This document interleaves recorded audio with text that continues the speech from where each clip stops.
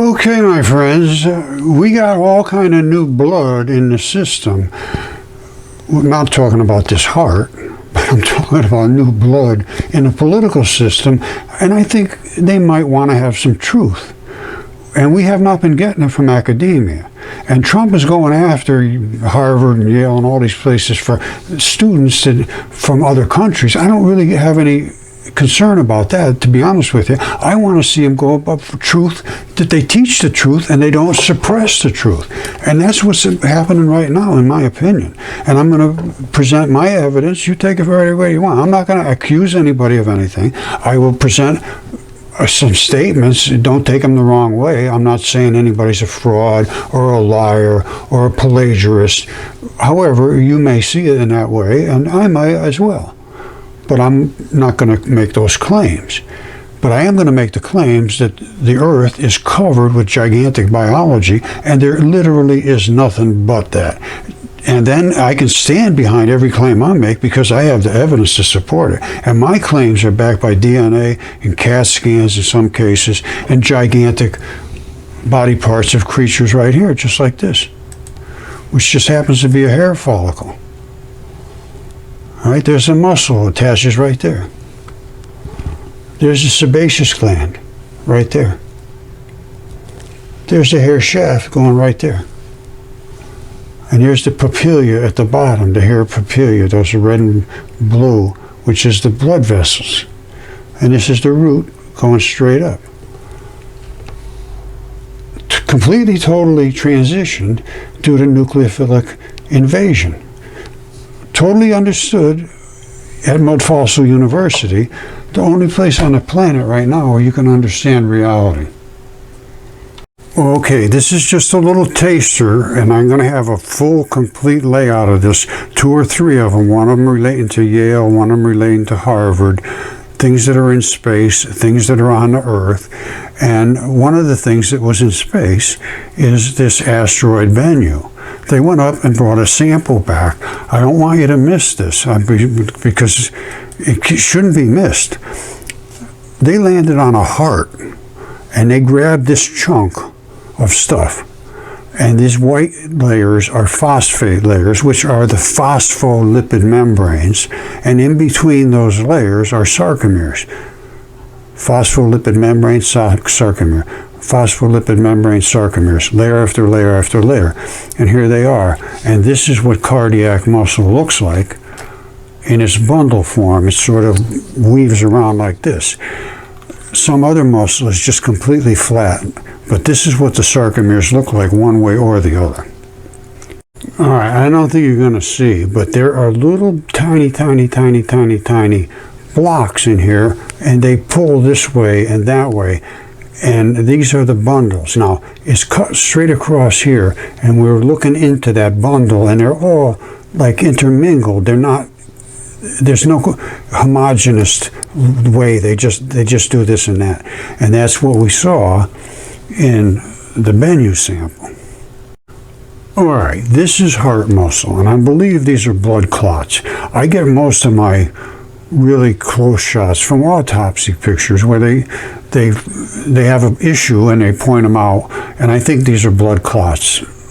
But you can see how the fibers do all this and that, and that's, as I'm going to show you, exactly what they found on Bennu. And this is it right here. This is inside this block. That's the way those fibers go. But if you look at them from this way, you're seeing these. You're just going to see these little blocks, which are the sarcomeres. And there's a layer, then the sarcomeres, and a layer, and then the sarcomeres. That's how it is, a phosphate. They called this the phosphate surprise. They had no idea it was there. And they found all the chemistry of life, DNA and RNA and uracil and all the nucleotides and all the organic chemistry. This is clay, which is nothing more than dried out flesh, basically, with a little bit of moisture in it. And these are phospholipid membranes, sarcomeres. Zeroed out what this is. And it is anatomically exactly correct for a heart. Here it is right here, Bennu. That is a valve. That's a valve. This right here is a big valve. Blood has to go in and come out and go in and come out and go in and come out. And this is a heart. They landed, and I just showed you all the sarcomeres and all that business that came out of here. They went in deep. I never expected them to come back with the sarcomeres. I knew they'd come back with blood, but the sarcomeres, you cannot dismiss this. It cannot be dismissed. It just came out of a heart. And there's other hearts out there too. This one here is Psyche. That puppy is gigantic, much bigger than Bennu, and it's much better. This is what a heart is. That's a heart. That's a heart. This is the tricuspid. That one there is the pulmonary one where they have the black blood. You just have to understand biology and anatomy and chemistry and history. You got to change everything. Everything that you were taught to believe is based on something that was not valid, is my opinion right now. Now, this is up for debate, it's up for discussion, it's up for a forum, it's up for experiments, it's up for exploration, it's up for expanding our knowledge base. That's what science is. That's what material science is. This is not just guesses. I'm not guessing it was 540 million years ago that the Triassic happened, because that's just not true. Also, I'm not guessing that Mars, well, here's Mars right here. I just showed you all these muscles, and these are muscle. That's the connective tissue, and all this stuff is dried out and sort of dusted off on Mars. They say this took millions and millions of years, many millions of years, to do this. No, that's not true. This creature died when Mars got hit by Venus. We almost got hit. That's what created our Triassic era. They had a Triassic, but it never came back because they didn't have any plant life left. They had no atmosphere. They had no magnetic field. So they had nothing to grow the plants to create the oxygen levels again in the atmosphere. If you don't have atmosphere, you got nothing. And they got nothing. It's dead. This red stuff is flesh that eroded out of these muscle sarcomeres. I might have showed you this, but I can't show it too often. This is a heart attack victim. Again, I get them when they're damaged, so. But it's very informative to understand. This is a good sarcomere. They have the glue holds it together. See, this is where it rips, where the glue is. It rips right along the glue. Why? This is what I like to do, is figure out how come it didn't rip over here? How come it didn't rip? It ripped right down this line. Is this related? The whole thing came together. Why didn't it rip straight down here? What's this doing here? Why is this like have a layer almost in between the layers? That's not supposed to be there. I don't think. Did that happen during the... Anyway, this is what I like about doing this, because I see things and I try to fix them. Now, anyway, that's the sarcomere. No question about it. This is a heart attack victim, and there's no question about that. That's what it is, and we have to take it for what it is. These are hearts. That's a heart. And they break right here because of the iron banding. And you end up getting these valves right here, just like that. Now that's, like I said, that's Psyche. Bennu's the same thing. These are the heart valves right here.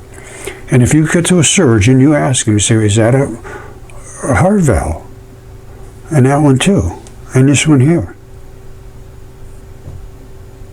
This one here, if you understand a heart valve, that's the heart circle right around the valve. All right? That hole right there allows the blood to come this way. It comes out this way, but it can't go back that way. It tries to go back this way. These little things fold in and pinch it off. So the blood twists. It comes in and out, in and out, in and out, in and out, and it won't come back this way, because that has the opposite of this. It can go in, but on the other side it won't come back out. This, I don't know. I think that's the tricuspid. There's but those three, here's what the heart looks like. Right there. Those are that's what I just showed you. This one here's the tricuspid. All right, you got the pulmonary, aortic, mitral. And then you got a bunch of little plumbing going on the sides and so forth. But this is the primary cap, and it just sits right on top of there, and it just pops right off because of iron banding. Autopsy guys tell me the same thing. They say they've never understood why, when they open up the body after they've been stored, the heart just opens up.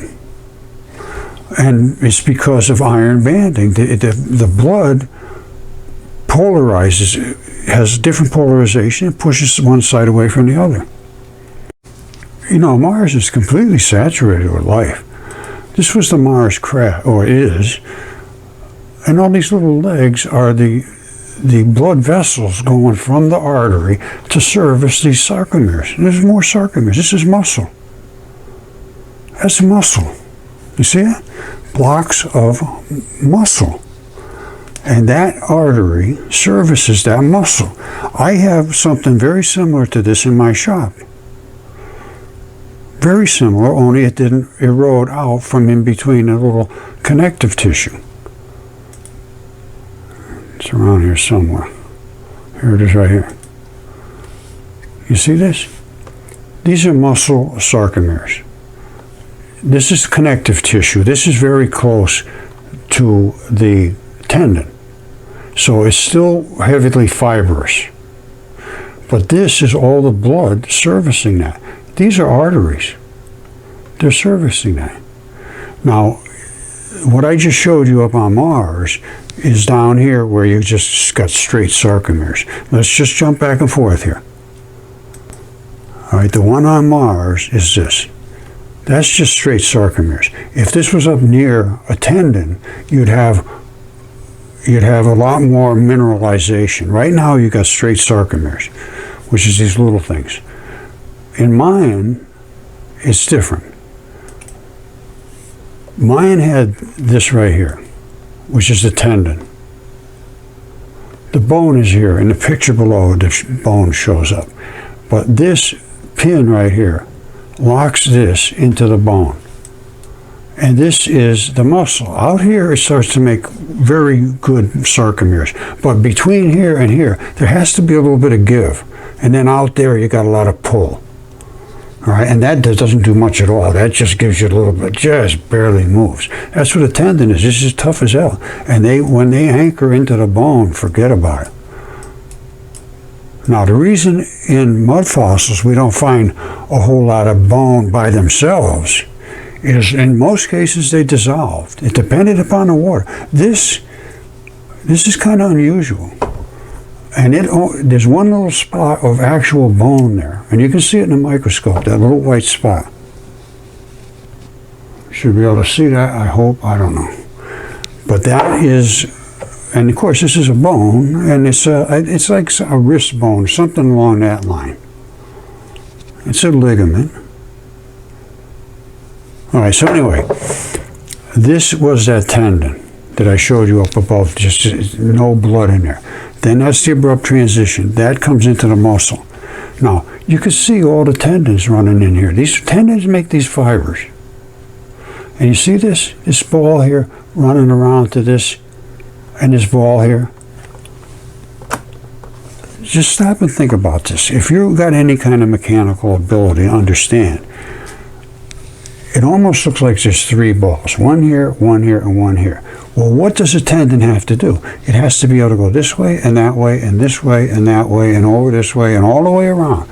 So it has to be able to do this and that, which it does because it's attached in the middle by this big heavy strap, which is the ball here, and this big heavy strap right in the middle. So it can go up this way, down this way, out this way, back this way. It can go every different way. I think this is a shoulder, to be perfectly honest with you. So it hooks here to this ball. That's another ball, I'm pretty sure. Up to this ball. So what does that mean?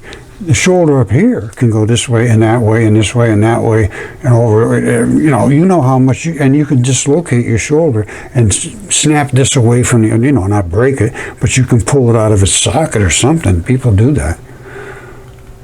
As a matter of fact, I think that happened to me. Now, these are the anchor spots. And it goes from the bone, which is missing in this picture. The bone is over here. To that ball, which comes out with this heavy-duty strap, right in the middle. And all these little slats have to slide among each other. If it goes this way or that way, these have to do this or that. So you have to have tiny, tiny, tiny little slits, little slats. And then you have an abrupt transition, and I mean it's abrupt. It just glues in like glue. And then you go right into your muscle.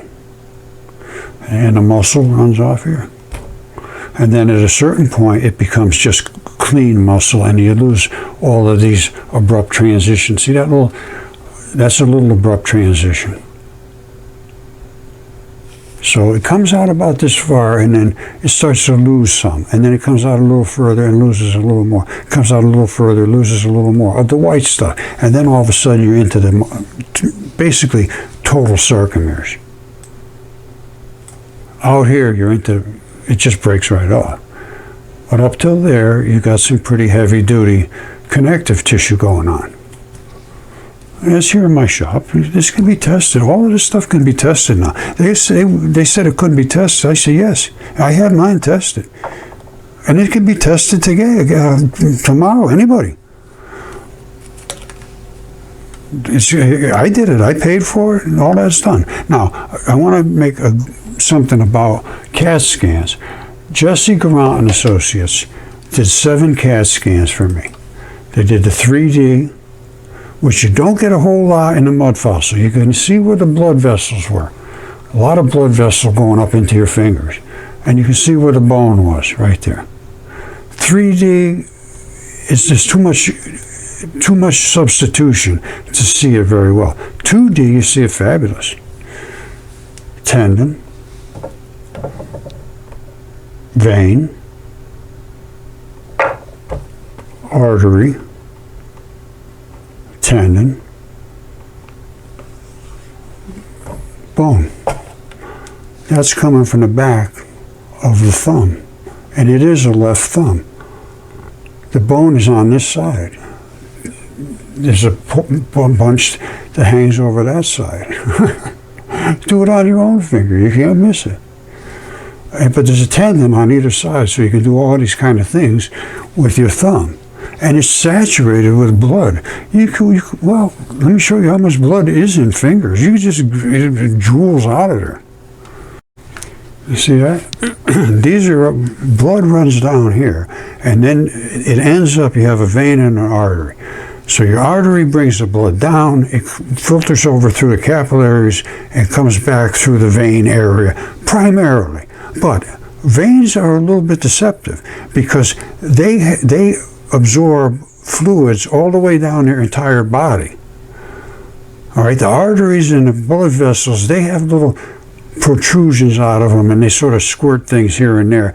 And I suppose they leak through the walls. I'm not sure. But I don't think they do, to be perfectly honest with you. But that's a point of discussion. I don't know.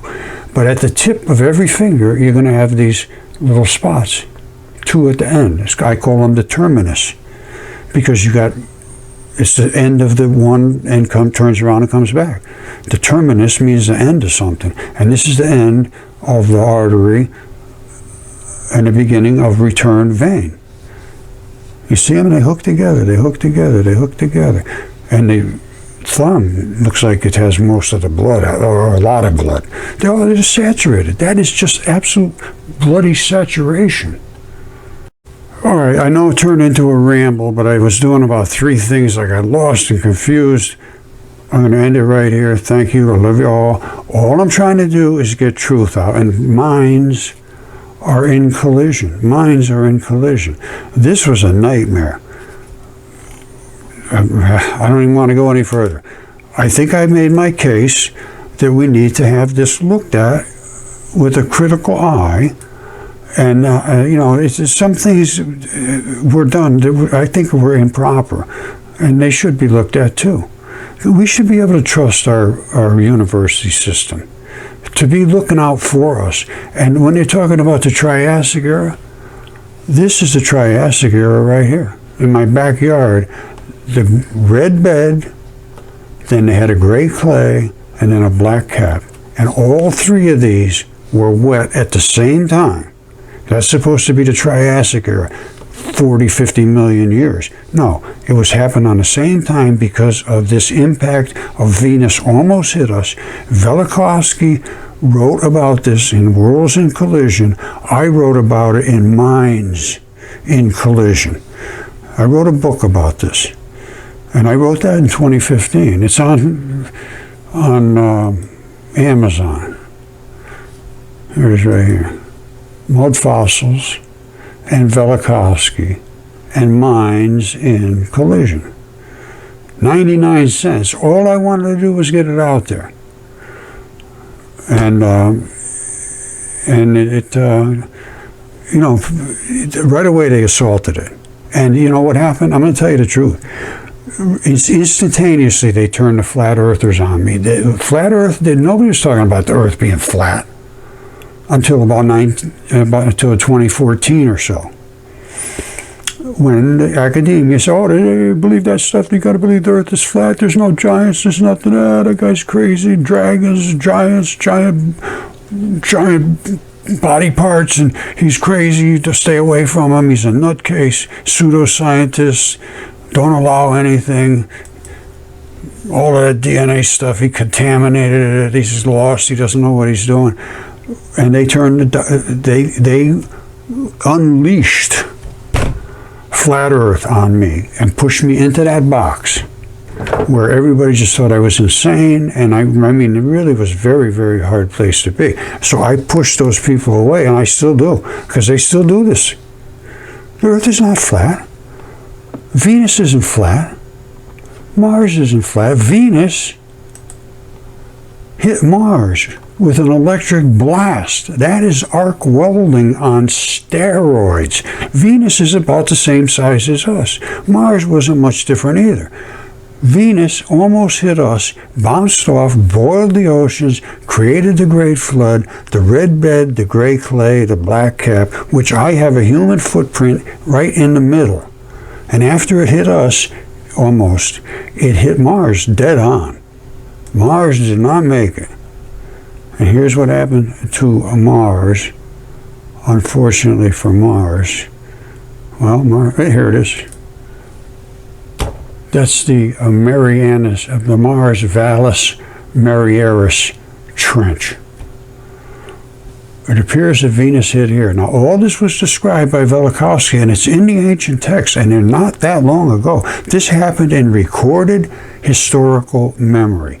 He dates these events at 3,700 years ago. That was Velikovsky, and I believe he was correct, because the other things that he talked about, I have evidence to prove they're true. My Triassic footprint basically proves his statements. Here's my Triassic footprint. Hold on. This is red, just mud. That was the boiled off flesh of the creatures. Now, plants and vegetation didn't do well. It dissolved. So you had the red beds, and then organs and stuff, and bones and things just turned into stone within these red beds. And on top of these red beds, all my stuff basically as flat as a pancake. This was DNA tested. And I drill into them very carefully, clean, mask, all of that stuff. But you get almost raw blood. Now, this flat means that it was laying flat when it's solidified. There's no other way to understand that. It was laying flat when it's solidified. Well, what is this? Why isn't that flat? That's not flat because there was a heart right behind here. Dead. Boop. When it hardened up, the heart went on its own way, and the lung, And all the other organs inside do the same thing. They're all coated with that fascia to facilitate their fossilization in these particular conditions. Simple as that. And there was things here like this foot. Nobody can explain that. It's definitely, no question whatsoever, a foot. That's the tibia. And that little stuff right there, those two little spots, is where, the tibia. The tibia comes down and it has two little hooks that hold it here, so that it can't go that way, because it's attached to the fibula, which is over here. And they can move back and forth and do all those little things your foot does. And those two little tabs hold the fibula from going that way. They should have some people that know anatomy and so forth. But I'm going to tell you what, they can't explain this. Because I don't think this has bones. We have a whole lot of these. I mean, a lot. And I think they're different styles. Because this has a shoe, like a sole on the bottom. But it's built in. This is not a shoe. It's not a shoe. That right there, that round spot. Whoops, you can't see that, can you?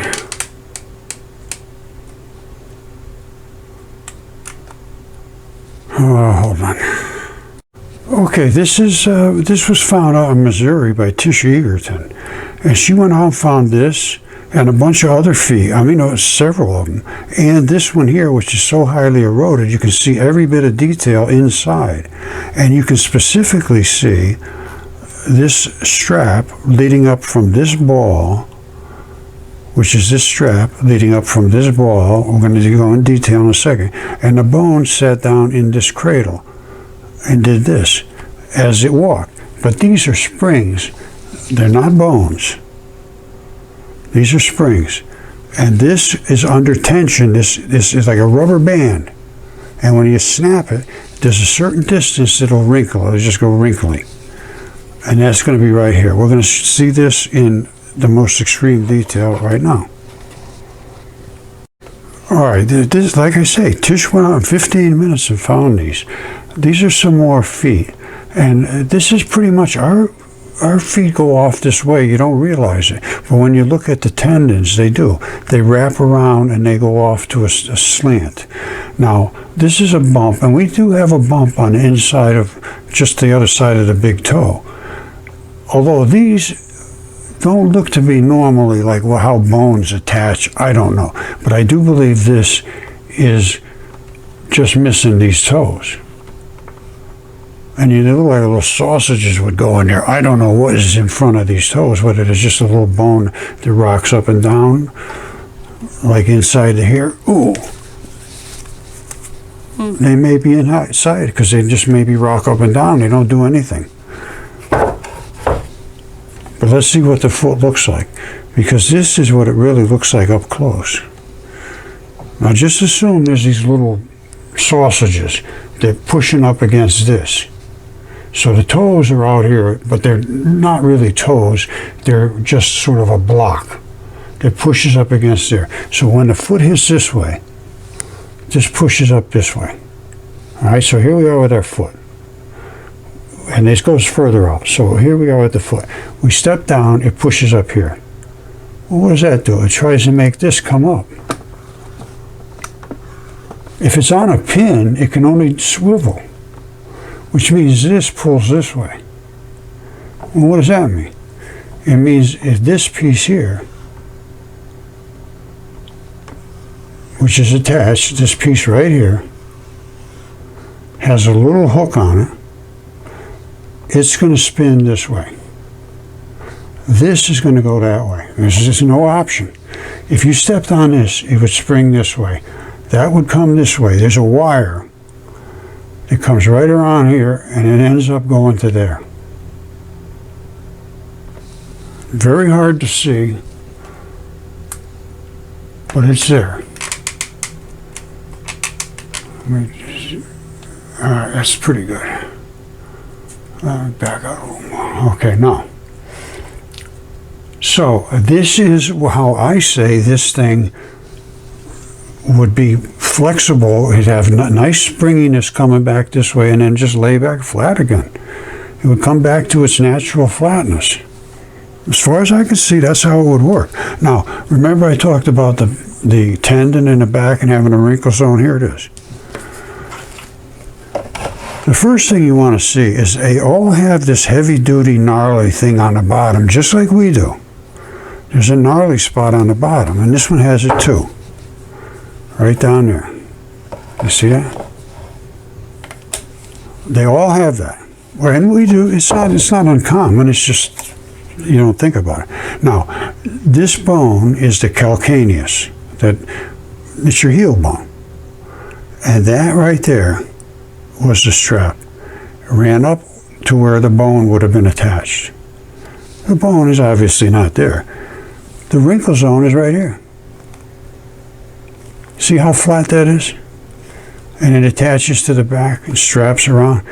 And this is the wrinkle zone. So where it broke, it was attached here, and it went boing, and that's the wrinkle.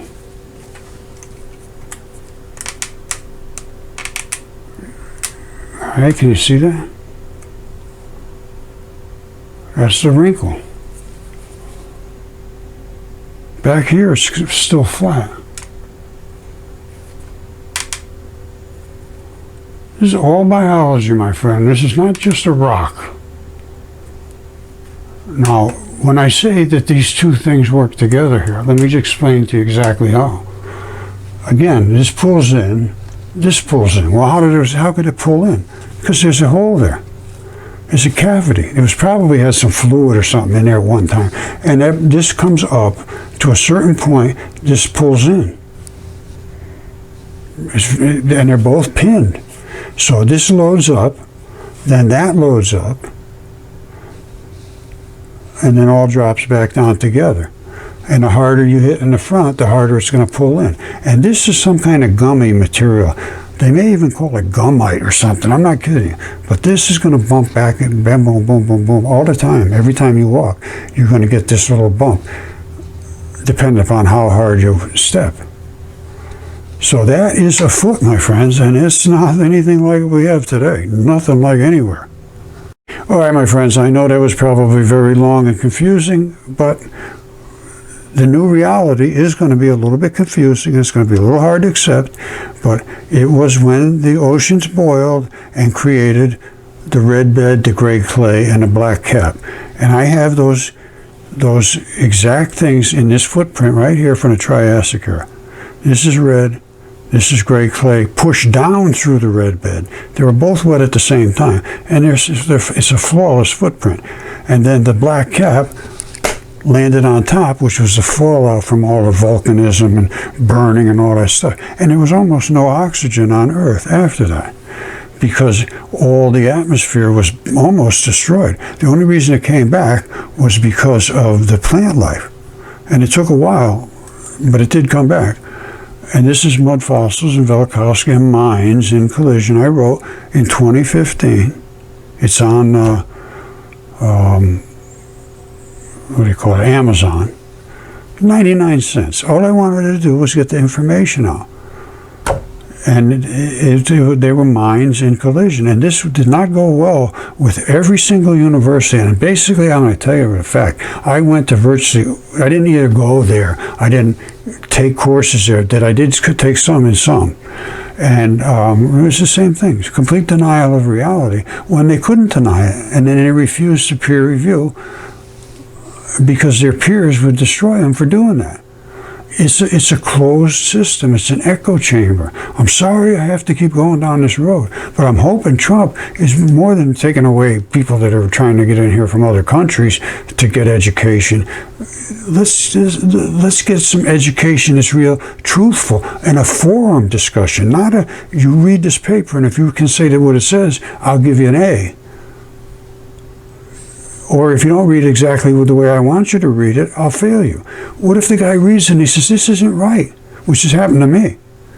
And I had to fight with my professor, and I did. And I won, because he couldn't do the work that I could do. I forced him to give me an A. He said, no, I'm not going to give you an A. I said, yes, you are. And I said, here's the formula we're going to do. You do yours, I'll do mine. Let's see who comes up with the right answer. It was something about the dipole molecular moment in angstrom units, which is the distance from the core molecule, how far these magnetic regions exist. And when I played it out to him, I said, let's just do it. I said, you pick the molecule, I don't care. And he said, all right, I'll give you the A. But I knew I was up against a system that I could never submit to, so I went on my own. Anyway, I'm just going to keep posting this and posting and posting until somebody in the administration takes a look at this. For Yale to do what they did to me, I don't know if I explained it in this particular video, but for what they did, I think they should be looked at and say, why did you do this? Is this right? Is this the way you guys do business? That's all I'm saying. I'm not accusing anybody of doing anything terrible here. But I did present them with my paper, and then they wrote their paper a year later. It's just basically the same paper as far as I can see. And then they did get funded by the federal government. Now, Trump is always talking about fraud and this and that. Well, I'm not going to claim that, but somebody might. All right, anyway, I love you all. Bye. Okay, this is on Amazon. It's just digital. It's only 99 cents. It's 2 megabytes. It was published February 2016, but I put it up here before that. This was in the I had all the evidence done and supplied to Yale and everybody else by the end of 2015, middle towards the end of 2015. I was done, and nobody would do anything with this. So I wrote this book called Mudfossils, which is what I discovered, and Velikovsky, who was the one that did the research on when these events happened that my research supported. So the Mudfossils, which I found, supported Velikovsky, but then the minds are in collision. In academia, they would not allow it to be seen. So I suppose that's the last word I have to say on this, but I think we should look at this. I don't see any reason why it should be avoided. If it's truth, if it's not truth, well, we'll find out it's not truth. It's as simple as that. So, I'm not going to fool anybody. All I want to do is have them look at it. If it's not right, well, it's not right. But I have the evidence, I have the CAT scans, I have the DNA reports, I have the specimens, I have the chemistry. I think it's got to be looked at, or it's just not correct. That's not science. That's not what these kids should be paying for to go learn geology and all the other stuff they learn. Archaeology, anatomy, We need a new way. And if you read what AI says about my research, it says everything has to change 100%. As a matter of fact, it was the biggest, well, hold on. All I put in was if Roger Spurr's mudfossil theory is correct, what would be the consequence of that? If Roger Spurr's mudfossil theory were proven correct, it would radically alter modern science, reshaping geology, paleontology, biology, even history. It would be one of the most disruptive discoveries of all times. We need to have it seen, disruptive or not. If something's real, it's real. If it can be proven not to be real, then it's not real. I have the evidence. They say my evidence doesn't, I don't have any evidence. I have it. It's refused due to peer review. I don't think that's right. I'm going to leave that at the last word. Thank you. I love you all.